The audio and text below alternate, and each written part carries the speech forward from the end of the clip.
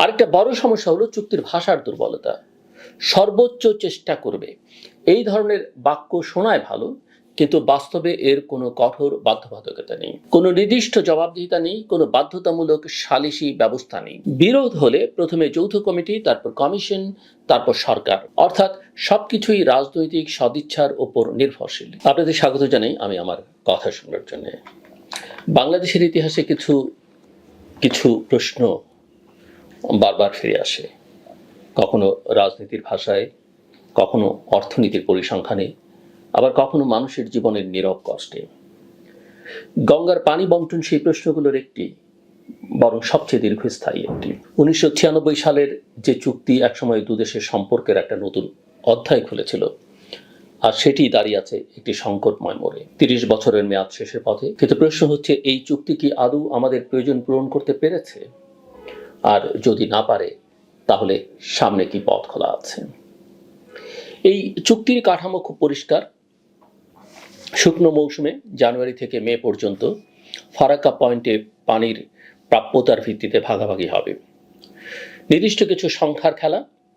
70,000 কিউসেকের নিচে হলে অর্ধেক, মাঝামাঝি হলে নির্দিষ্ট পরিমাণ, আর বেশি হলে অন্যরকম বন্টন। কাগজের সবকিছু খুবই যৌক্তিক, কিন্তু বাস্তবতা কখনোই কাগজের মতো সরল থাকে না।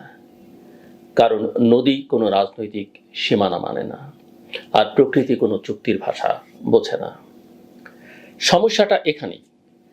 চুক্তি নির্ধারণ করে ফারাক্কায় কি হবে, কিন্তু বাংলাদেশে মানুষের জীবনে তার প্রভাব পড়ে হার্ডিঞ্জ ব্রিজ বা তারও নিচের অঞ্চলে, অর্থাৎ যেখানে পানি মাপা হয় আর যেখানে সেই পানির প্রয়োজন, এই দুইয়ের মধ্যে একটা বাস্তব ফাঁক থেকে যায়। গবেষণায় দেখা গেছে প্রায় 1/3 সময় বাংলাদেশে যে পানি পৌঁছয় তা ফারাক্কা থেকে ছাড়ার কথা ছিল তার চেয়ে কম।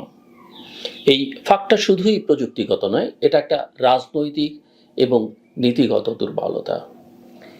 এখানে সবচেয়ে গুরুত্বপূর্ণ বিষয় হলো, এই চুক্তি তৈরি হয়েছিল এমন এক সময়ে যখন জলবায়ু পরিবর্তন এত বড় বাস্তবতা হয়ে ওঠেনি। তখন ধরে নেওয়া হয়েছিল অতীতের প্রবাহই ভবিষ্যতের একটি নির্ভরযোগ্য নির্দেশনা। কিন্তু আজ আমরা জানি সেই ধারণা আর টেকে না। বরং বাস্তবতা হচ্ছে গঙ্গার পানির বড় অংশ আসে বর্ষাকালে, আর শুকনো মৌসুমে প্রবাহ খুবই কম। মোট বার্ষিক প্রবাহের মাত্র 6% মতো।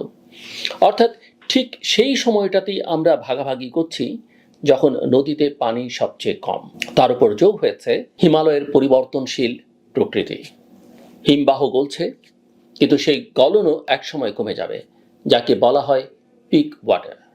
এর মানে প্রথমে হয়তো কিছু সময় পানি বাড়বে, কিন্তু পরে তা দ্রুত কমে যাবে। আর সাম্প্রতিক তথ্য বলছে গঙ্গা অববাহিকায় তুষারের পরিমাণ কমে যাচ্ছে, যা ভবিষ্যতে শুকনো মৌসুমে পানির প্রবাহ আরো কমিয়ে দিতে পারে। এই বাস্তবতায় দাঁড়িয়ে প্রশ্নটা খুব সরল।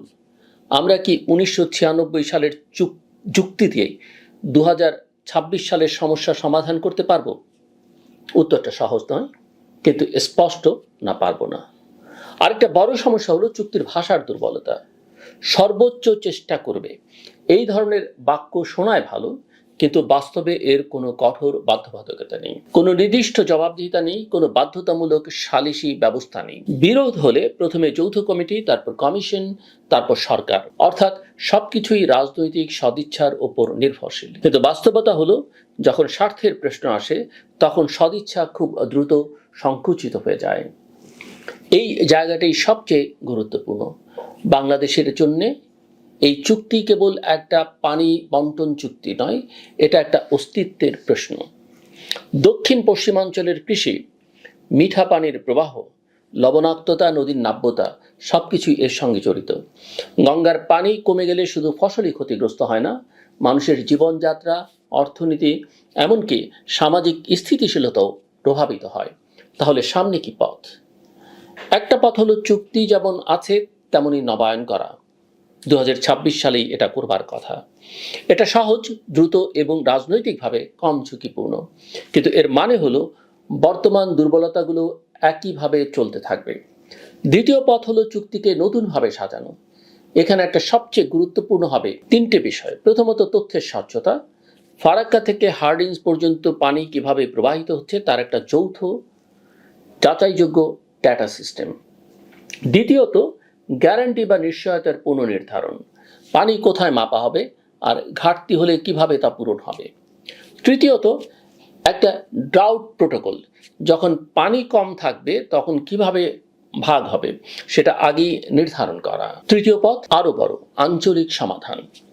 নেপাল সহ পুরো অববাহিকাকে যুক্ত করে একটা বৃহত্তর কাঠামো তৈরি করা, যেখানে পানি, বিদ্যুৎ এবং অর্থনৈতিক সুবিধা একসঙ্গে ভাগাভাগি হবে। কিন্তু এটা সময় সাপেক্ষ, জটিল এবং রাজনৈতিকভাবে কঠিন। আরেকটি সম্ভাবনা আছে, চুক্তি শেষ হয়ে যাওয়া। এটা সবচেয়ে ঝুঁকিপূর্ণ, কারণ তখন কোনো কাঠামোই থাকবে না আর বাংলাদেশ একেবারেই অনিশ্চয়তার মধ্যে পড়ে যাবে। তাই বাস্তবতা হচ্ছে, বাংলাদেশের সামনে কোনো সহজ সমাধান নেই। কিন্তু একটা বিষয় পরিষ্কার, এই আলোচনাকে শুধুমাত্র পানি বন্টনের আলোচনায় সীমাবদ্ধ রাখা যাবে না।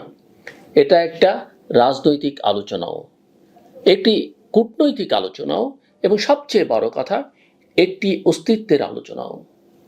আমাদের সবচেয়ে বড় ভুল হবে যদি আমরা এটিকে শুধুই নবায়ন করব কি করব না এই প্রশ্নে সীমাবদ্ধ রাখি। আসল প্রশ্ন হওয়া উচিত, আমরা কি ধরনের চুক্তি চাই। এমন একটা চুক্তি যা কাগজে সুন্দর, নাকি এমন একটা চুক্তি যা বাস্তবে কার্যকর। বাংলাদেশকে এখানে একটা কৌশলগত অবস্থান নিতে হবে। প্রথমত, তথ্য ও গবেষণার ভিত্তিতে শক্তিশালী অবস্থান তৈরি করতে হবে। দ্বিতীয়ত, আন্তর্জাতিক মানদণ্ড ও কনভেনশনকে কাজে লাগাতে হবে, যাতে আলোচনা শুধুমাত্র দ্বিপাক্ষিক না থেকে একটা নীতিগত কাঠামোর মধ্যে আসে। তৃতীয়ত, অভ্যন্তরীণভাবে পানি ব্যবস্থাপনা উন্নত করতে হবে, কারণ বাইরের সমাধান কখনোই পুরো সমস্যার সমাধান নয়। সবশেষে, এই প্রশ্নটা আসলে শুধুই পানি নিয়ে নয়, এটা ক্ষমতার প্রশ্ন। কে সিদ্ধান্ত নেবে, কিভাবে সিদ্ধান্ত নেবে, আর সেই সিদ্ধান্তের প্রভাব কে বহন করবে। গঙ্গার পানি হয়তো নদীর মতোই প্রবাহিত হয়, কিন্তু এর রাজনীতি স্থির নয়। এটা পরিবর্তনশীল, জটিল এবং কখনো কখনো নির্মম। 2026 আমাদের সামনে শুধু একটা সময়সীমা নয়, এটা একটা সুযোগ পুরনো কাঠামো ভেঙে নতুন বাস্তবতার সঙ্গে খাপ খাওয়ানোর। প্রশ্ন হচ্ছে, আমরা কি সেই সুযোগটি নিতে পারবো, নাকি আবারও একটি পুরনো চুক্তির ছায়াতেই নিজেদের ভবিষ্যৎ নির্ধারণ করব। আমার কথা শুনবার জন্য